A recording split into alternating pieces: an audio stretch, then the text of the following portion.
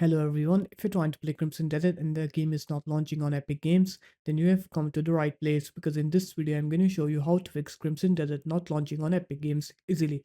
So first of all, what you're going to do is you're going to open up your start menu and you're going to open up the Epic Games launcher, and here what you're going to do is you're going to go to your library and then you'll have Crimson Desert here. Now what you're going to do is you're going to click onto these three dots on Crimson Desert, and then you're going to go into manage here.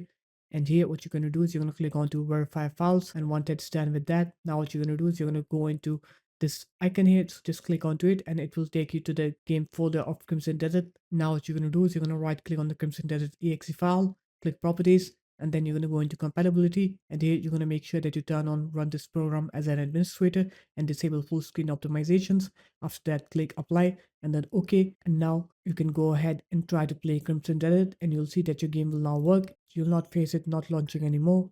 So there it is, guys. That's how easy it was. If you guys found this video helpful, make sure to leave a like, comment, and subscribe to the channel. And I'll see you in my next video. Peace.